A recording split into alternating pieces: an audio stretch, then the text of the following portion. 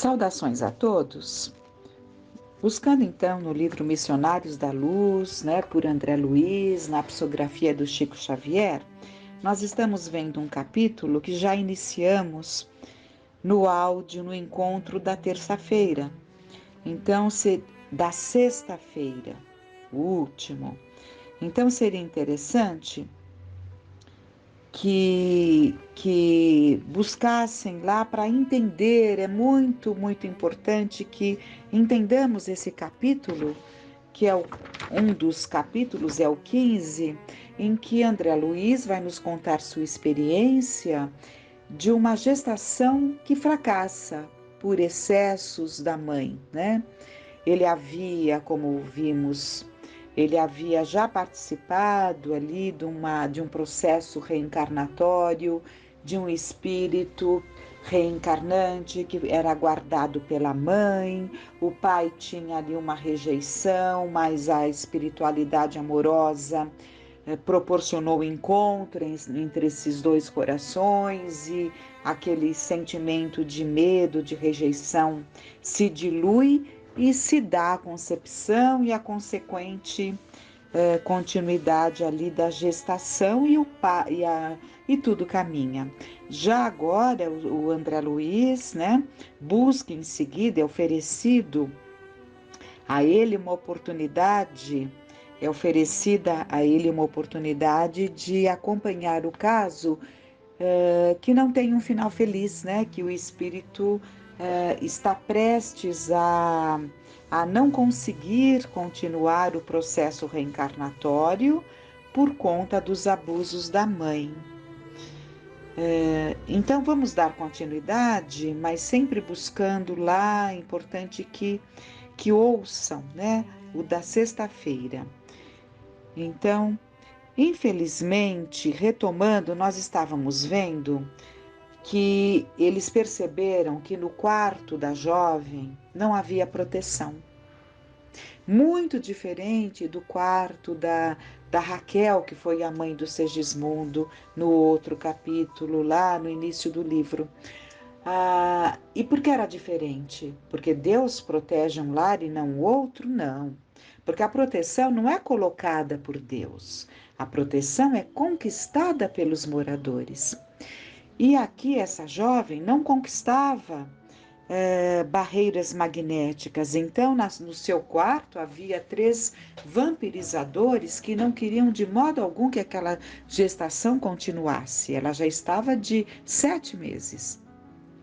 Ela já tinha tido anteriormente 2 abortos chamados inconscientes, porque ela não havia tomado nenhuma medicação ou buscado nenhum procedimento para abortar. Aborto ali pelos excessos, pela leviandade, pelos abusos, e o espírito acaba ali perdendo a condição de continuar o seu processo de gestação, E já estava por acontecer a 3ª vez.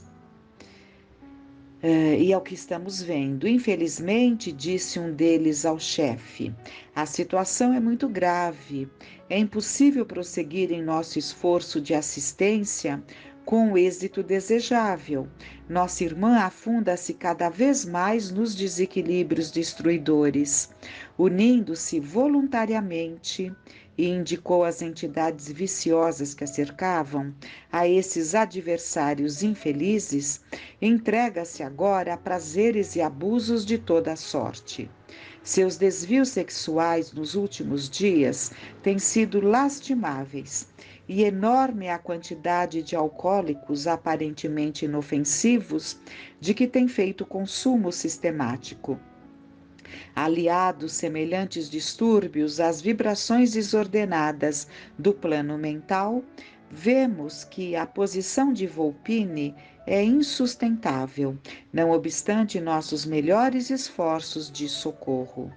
Apulei ouviu as graves notificações em silêncio e observou em seguida: já sei o que se projeta para esta noite. Sim, considerou o interlocutor. Apelamos para a sua autoridade porque a organização fetal não poderá resistir a uma nova investida.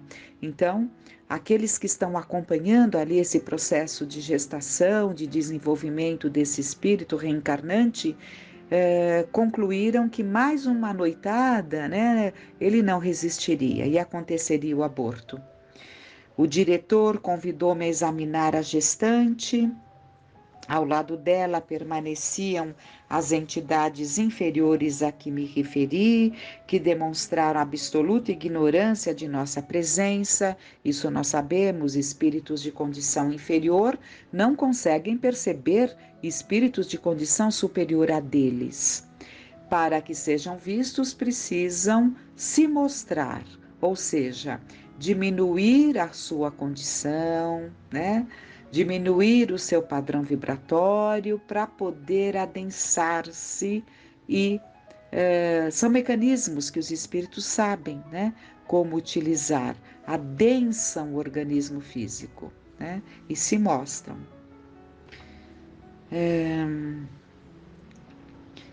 Cesarina, que é o nome da jovem, com o excessivo cuidado das mulheres demasiadamente vaidosas e inscientes da responsabilidade moral, utilizava certos recursos para disfarçar o aspecto da gravidez adiantada, deixando adivinhar que se preparava com esmero para uma noitada de fortes emoções. Então é claro que ela devia estar, inclusive, ali apertando muito o ventre, né? Fixei minha atenção no feto, auxiliado pelo chefe dos construtores, mas não pude esconder minha surpresa e compaixão.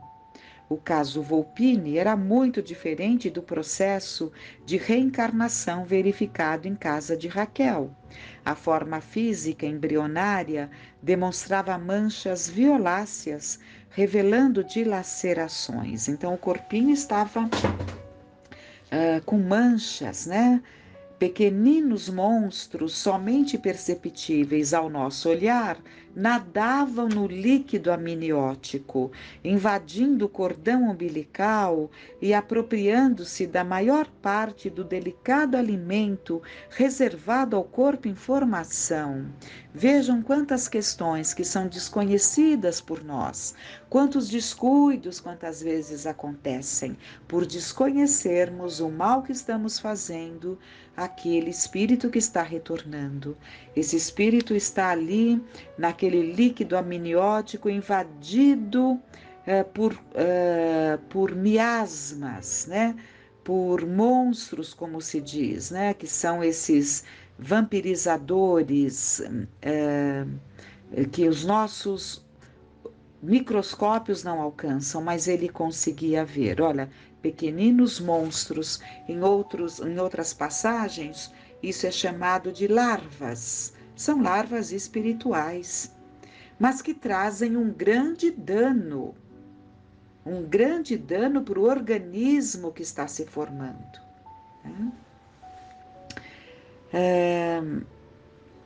Então,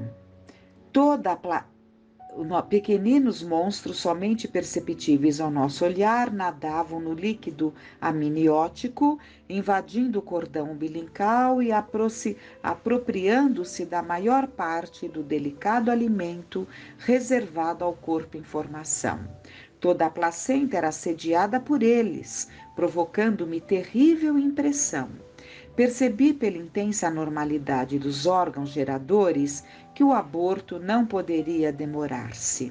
Apulei igualmente, endereçando-me expressivo gesto com a cabeça, acusava forte preocupação.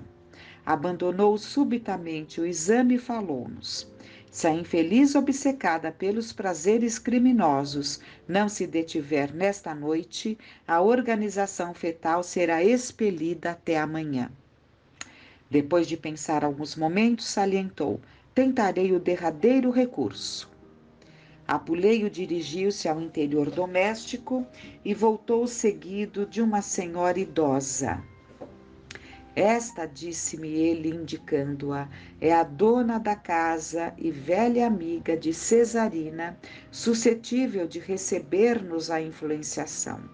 Aproveitar-lhe-ei o concurso para que a nossa desventurada irmã de futuro não possa dizer que lhe faltou assistência e conselho adequado. Prestemos atenção nessa colocação.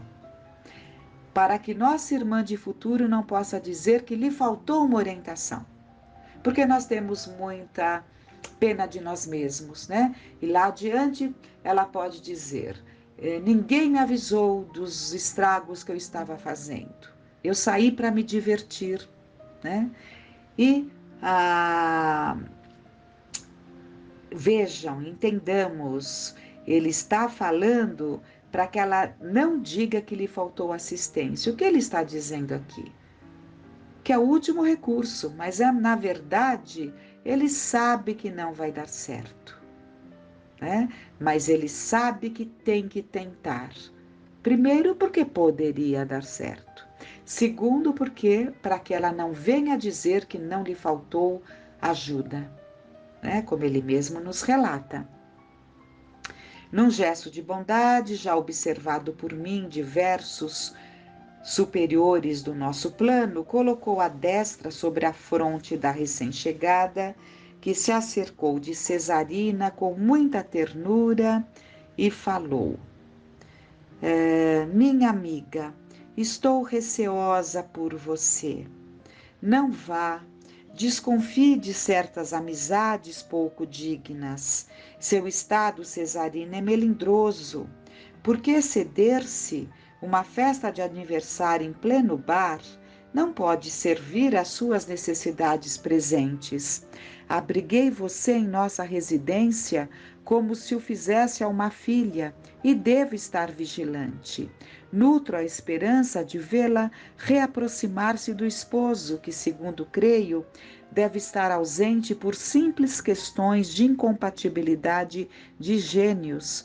Mas se você não se defende do mal, como atender à situação?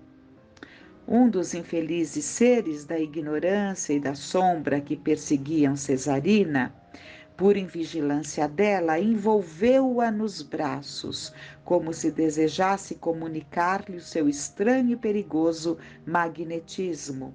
Vi que as entidades inferiores presentes observavam de perto a senhora e lhe ouviam as palavras sensatas, porque todas exibiam gestos e demonstrações de revolta e desagrado, que não podemos registrar aqui.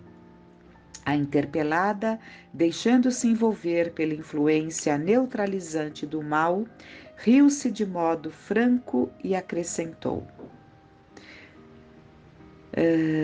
tranquilize-se, minha boa Francisca, não precisará ensinar-me virtude. Tenho o meu compromisso para hoje, não posso faltar. Não concordo, Cesarina, tornou a interlocutora com energia, sob a inspiração direta de Apuleio, que está com a destra na fronte dela, não é? A mão direita na fronte dela. Isso é um ato muito comum quando os espíritos bondosos querem nos ajudar, né? Tranquilize-se, minha boa Francisca. Não precisará ensinar-me virtude. Tenho meu compromisso para hoje. Não posso faltar. Não concordo, Cesarina, tornou a interlocutora com energia, sob a inspiração direta de Apuleio. Nem estou fazendo pregação de virtude à sua consciência responsável. Quero despertar suas fibras de esposa e mãe.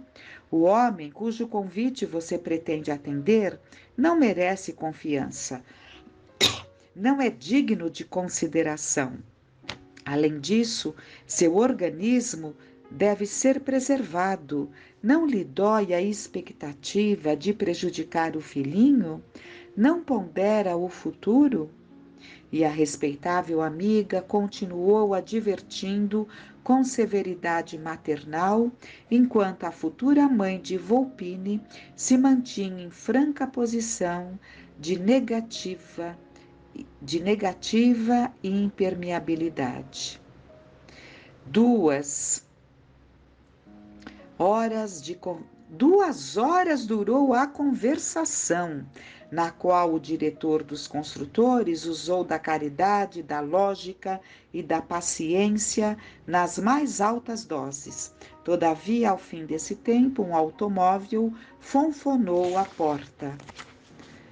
Cerrando o pequeno estojo de perfume, Cesarina abraçou a velha amiga desapontada e despediu-se. Adeus, voltarei mais tarde, não tenho tempo a perder. O veículo rodou a caminho das avenidas asfaltadas. As entidades perturbadas seguiram no carro célere para nós, esperando. Aliás, as entidades perturbadas seguiram no carro célere, mas nós, esperando a manifestação de Apuleio, ali permanecemos aguardando-lhe a palavra. Algo triste, o chefe de serviço dirigiu-se aos colaboradores declarando: podem regressar à vossa colônia em descanso. Nada mais tem que fazer por agora. O dever de todos foi bem cumprido. E olhando para mim, significativamente, acrescentou: irei eu mesmo em companhia de André buscar Volpini para recolhê-lo em lugar conveniente. Volpini espírito, né? O ambiente era de consternação. Porque, se os espíritos superiores são equilibrados, não são insensíveis. Então estavam todos consternados. Acompanhei Apuleio durante longos minutos de silêncio, penetrando em seguida numa casa de barulho ensurdecedor. O grande salão e departamentos reservados estavam repletos de homens e mulheres inquietos, excitados pela música bulhenta e estonteadora, mas a assembleia de desencarnados de condição grosseira era muito maior, tomada da mesma alucinação de perigoso prazer. Mantenha-se indefensiva, advertiu-me o diretor. São poucos os desencarnados com reduzido tempo de experiência que podem penetrar ambientes como este para serviços de proteção. Então, era um padrão vibratório tão inferior que para o desencarnado, que é muito mais sensível ao ambiente, né? Tem que ter muita condição para penetrar num ambiente desse sem trazer algum prejuízo de alguma forma. Cumpre-nos, não nos cabe descrever as paisagens tristes desdobradas a nosso olhar. Cumpre-nos tão somente esclarecer que não tivemos dificuldade para reencontrar Cesarina em companhia de um cavalheiro menos escrupuloso entre finas taças de alcoólicos elegantemente disfarçados. Apuleio aproximou-se e retirou Volpini, que a ela se abraçava como criança semiconsciente. Em seguida, viu aplicar passes magnéticos em toda a região uterina, empregando infinito cuidado. Retomando Volpini, que confiara às minhas mãos para poder operar com eficiência, falou-me calmo. Desliguei o reencarnante do santuário maternal. Entretanto, não deveríamos esquecer de ministrar o devido socorro à mãe vigilante. Ela precisa continuar a luta terrestre quanto possível para aproveitar alguma coisa da oportunidade. Retiramo-nos, conduzindo o companheiro prematuramente desligado a uma organização socorrista. Mas depois de atender a todos os deveres que me competiam, desejei, na qualidade de médico, observar o que se passava com a pobre mulher fracassada em sua missão sublime. Nas primeiras horas da manhã, dirigi-me à residência que visitáramos na véspera. Com grande surpresa, porém, verifiquei que Cesarina não se encontrava em casa. Não se passaram muitos minutos e uma vizinha interpelava a senhora, que Apuleio influenciara, perguntando-lhe o que eu desejaria saber. Cesarina, explicou a matrona, Preocupada, Cesarina, na manhã de hoje, foi recolhida a uma casa de saúde e em estado grave. No decorrer da rápida conversação, recolhi as informações necessárias relativamente ao endereço e procurei visitar incontinenti a infeliz criatura que deixáramos na festa elegante da véspera. Fortemente impressionado, vim a saber que Cesarina, em gravíssimas condições, acabava de dar à luz uma criança morta. E assim encerra o capítulo, né? Nos trazendo esse triste quadro de um aborto chamado de espontâneo para nós aqui encarnados, né? Considerado espontâneo, porque não houve ali uma atitude propriamente dita, mas na verdade a causadora foi a mãe, a responsabilidade é da mãe. Havia obsessores ferrenhos junto dela, vampirizadores ferrenhos, sem dúvida, mas somos responsáveis pelos nossos atos, somos responsáveis pelas portas que abrimos para convite, para a comunhão com os nossos pensamentos. E esse texto foi lembrado porque muito temos pensado, né, nesses dias, do quanto temos que vibrar para que a razão se sobreponha, o bom senso fale mais alto nos nossos governantes, né?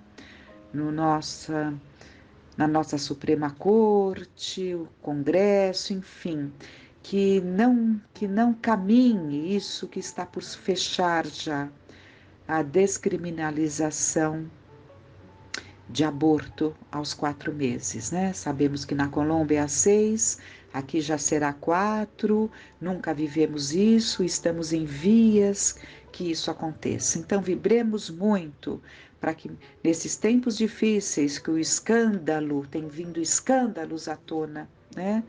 Mas se são necessários, é preciso que nos chacoalhe, né? E que vibremos muito. Peçamos muito a Deus para que haja o respeito à vida. O corpo é da mãe, mas aquele corpo que está em formação, ela não tem esse direito de tirar a vida deste corpo, né? Porque não é dela. Peçamos a Deus e a Jesus e que fiquemos em paz.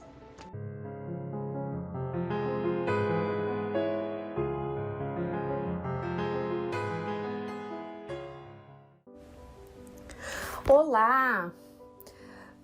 Na semana passada, nós lemos uma mensagem de Emmanuel, que está no livro Caminho, Verdade e Vida, intitulada Nem Todos, onde Emmanuel fala a respeito ali da transfiguração, né? Ele menciona essa passagem, dizendo o porquê de Jesus ter escolhido apenas 3 dos seus discípulos para presenciar o momento da transfiguração. Então, eu achei importante nós estudarmos também a passagem da transfiguração.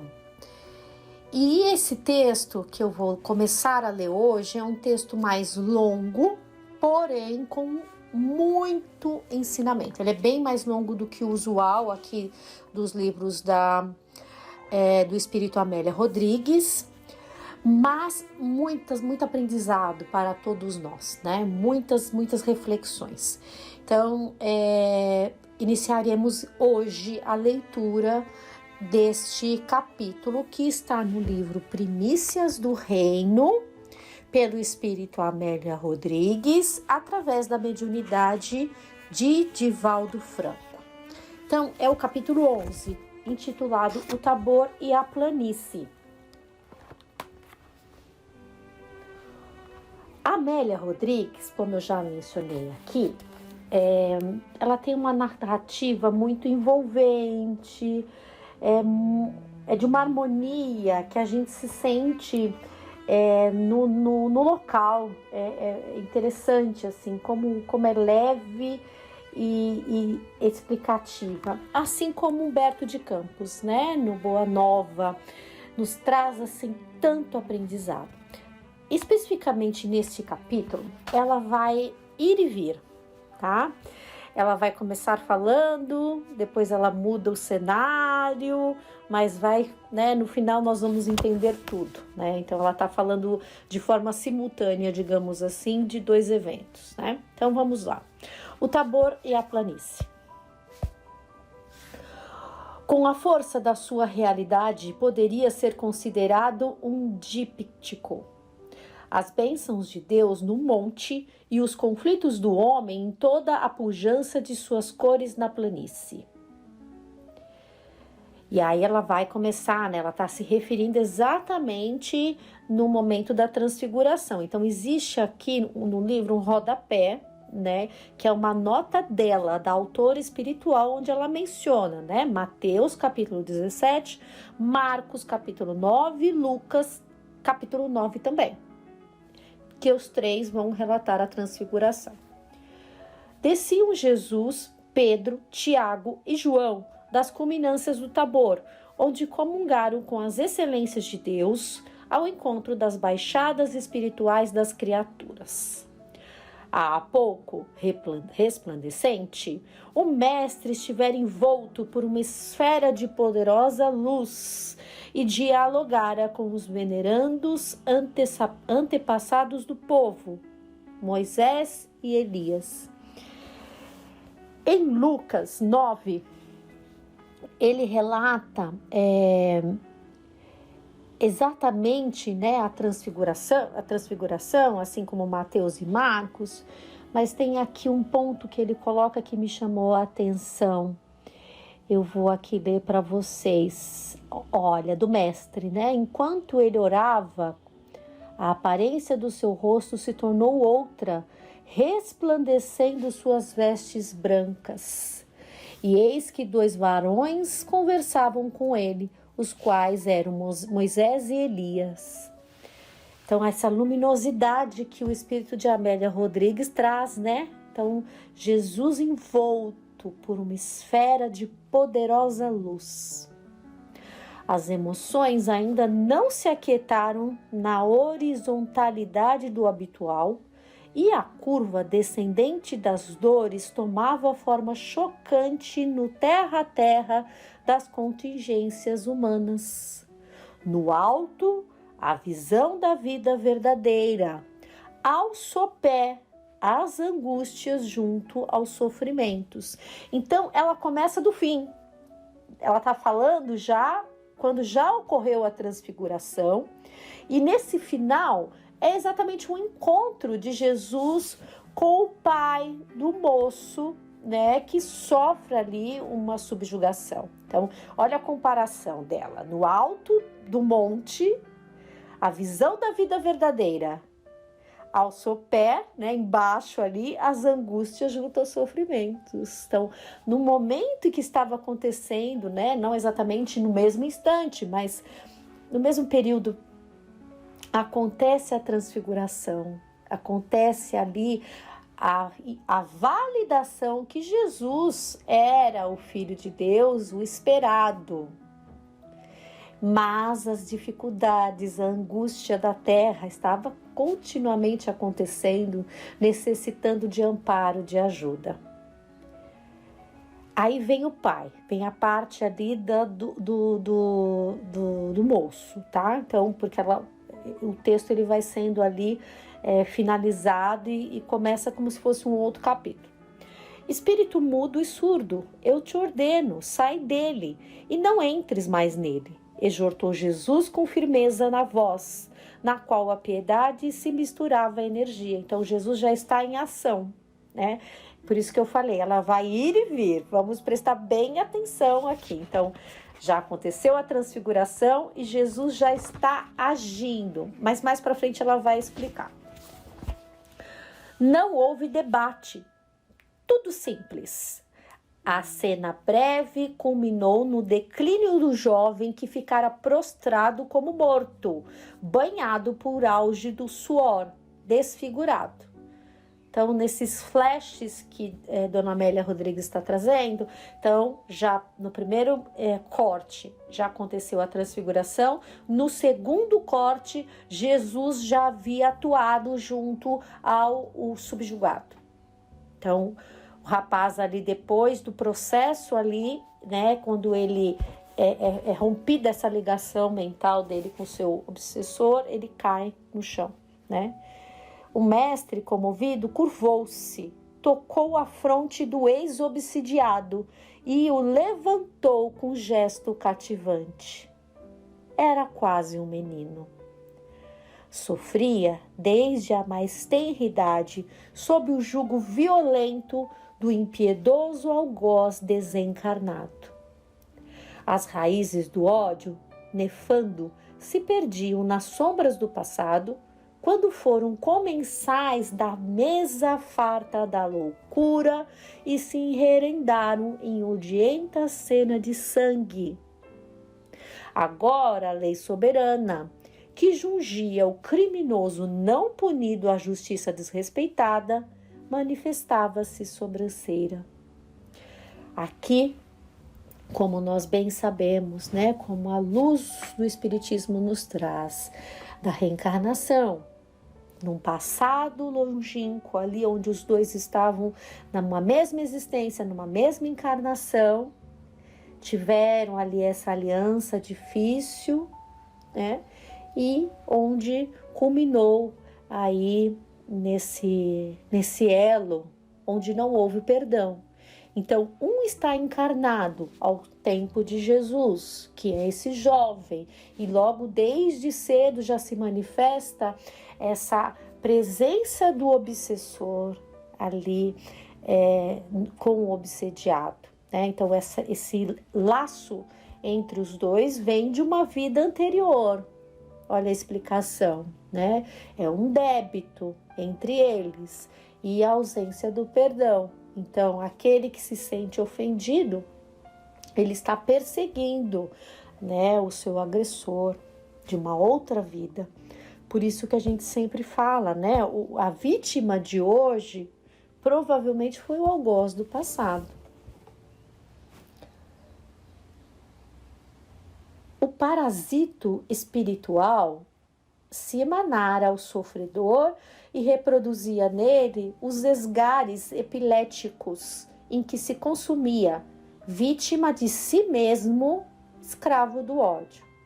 Na volúpia da vingança, atirava-o de encontro ao solo, ateava-lhe fogo às vestes, tentava afogá-lo, subjugava. Então, era uma situação difícil, né? Até mais para frente, no outro corte, a gente vai ver que era retratado como um epilético. Então, ele tinha muitas crises. Durante essas crises, era todo esse assédio do obsessor. As esperanças da família se apagavam na lâmpada sem lume das tentativas de cura, impossível até aquele momento. Hoje nós sabemos, nós temos o estudo, nós temos as informações, né, da questão dessa ligação entre obsessor e obsidiado, mas naquele momento não. Então ele era tido, né, como um epilético, como um louco.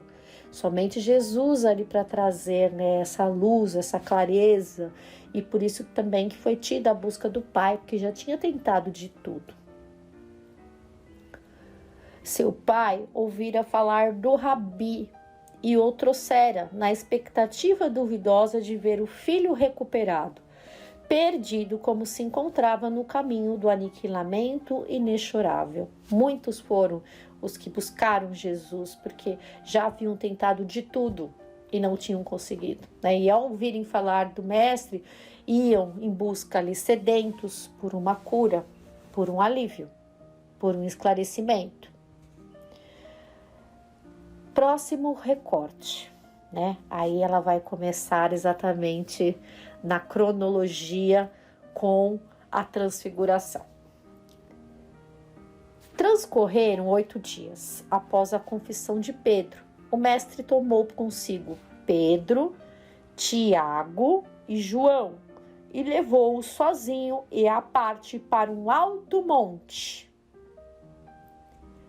A agosto, em plenitude, derrama sua taça de luz e calor sobre a terra. As papoulas e as margaridas jazem crestradas, hastes vencidas pela canícula. Vou ler novamente, desculpem. As papoulas e as margaridas jazem crestadas em hastes vencidas pela canícula. O céu muito azul e transparente concede visão infinita em todas as direções. À medida que o Tabor, e aí vem um esclarecimento, outro esclarecimento da autora espiritual, né? Discutem historiadores e engegetas quanto ao local da transfiguração do mestre, se ocorrida no Tabor ou no Hermon. Preferimos a tradição que a situa no primeiro monte, nota da autora espiritual. Então, ela mantém a questão do Tabor, né? Então, à medida que o Tabor vai sendo vencido, os painéis se desenrolam. Embaixo, os campos de trigo ceifado, a mancha pardacento prateada do Jordão, na configuração de imensa alaúde entre sebes. Para as bandas do Oriente, erguem-se altaneiros os montes Galaade e ao poente cintilam as águas do Mediterrâneo, como imenso espelho refletido através da garganta natural entre o Monte Carmelo e os contrafortes altanados do Líbano. Ao norte, o Genesaré, salpicado de velas coloridas e orlado por Tiberíades, Magdala, Carfanaum, Betsaida. As cidades tão encantadoramente derramadas dos pequenos cerros na direção das praias, vestidas de palmeiras verdejantes. Do acumen, a visão não se detém. De forma arredondada, a plataforma batida pelos ventos, às vezes coroadas de zimbros, é a culminância dos 562 metros de altitude rochosa, sem vegetação, com destaque na imensa e formosa Galileia. A noite ainda demora algumas horas para estender o seu manto imenso sob o céu. Os meses de agosto são de longos dias. O calor asfixia e requeima a rala vegetação. A jornada é longa na conquista do monte, mais de 4 horas de marcha lenta e cansativa, embora a beleza da paisagem deslumbrante em derredor. Que contraste, né? E é interessante que a gente acaba não se detendo a esses detalhes, porque hoje a gente tem tantas facilidades para vencer esses caminhos, né? Quando fazemos aí uma trilha, uma escalada, temos até os equipamentos necessários. E eles não, eles venciam tudo isso a pé, né? Então, ela está descrevendo todo o cenário ao redor, toda a dificuldade, né? Então, apesar dessa marcha lenta, dessa dificuldade, havia uma beleza imensa ao redor. A paisagem era maravilhosa. Atingido o acume, o mestre se põe em oração. Tantos ensinamentos, hein? Que temos ali sempre em sintonia, sempre em oração. Os discípulos suarentos e cansados adormecem à sombra dos arbustos escassos. Um grande silêncio envolve tudo e todos. O mormaço quase asfixia. A noite vence a natureza e o mestre ora. A madrugada alcança o rabi em oração. Os companheiros dormem. Vozes percutem na monotonia. Os discípulos despertam, assustados, e são dominados pela visão sublime da transfiguração do Mestre, com as vestes incendidas, dialogando com Moisés e Elias. As palavras vibram no ar, mas não são palavras como as que se ouvem comumente. Interessante, né? Como ela traz isso, porque não era articulado, né? Nós sabemos aqui, por questão dos estudos, né, da mediunidade, não era a palavra articulada, né? Então, e fora a vibração, né, que tinham para ser diferente. Que momento! Logo após, diluída a visão, Simão se acerca do Rabi e exclama: Mestre, bom é que estejamos aqui e façamos 3 cabanas, uma para ti, outra para Moisés e outra para Elias. O mestre fita o compadecido. Uma nuvem surge misteriosa e uma voz então exclama: Este é o meu filho amado. A ele ouve. Os discípulos, ainda não refeitos, são tomados de pavor. A grandiosa revelação fora feita.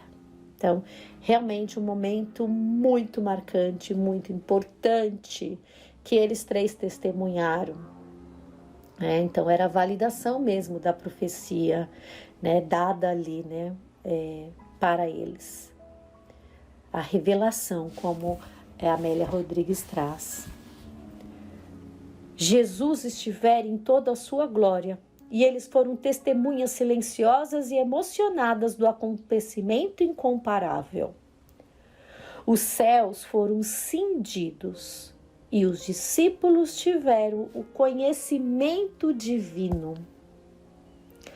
Pedro se reportará mais tarde a essa metamorfose do mestre, testemunho insofismável em que fundamenta sua fé.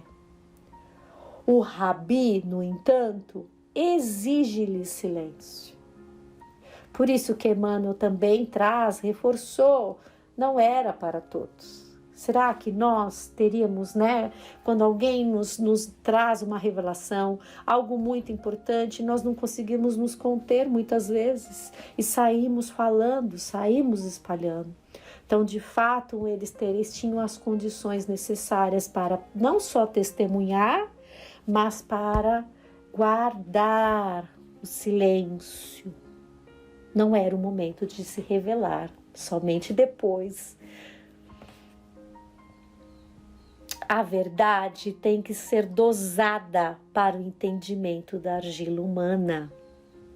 Muitas vezes não estamos prontos para certas verdades, para certas revelações, né? Precisamos trilhar um caminho para ficarmos mais maleáveis, né? Como ela falou aqui da argila, para podermos nos moldar, para podermos ter o alcance necessário.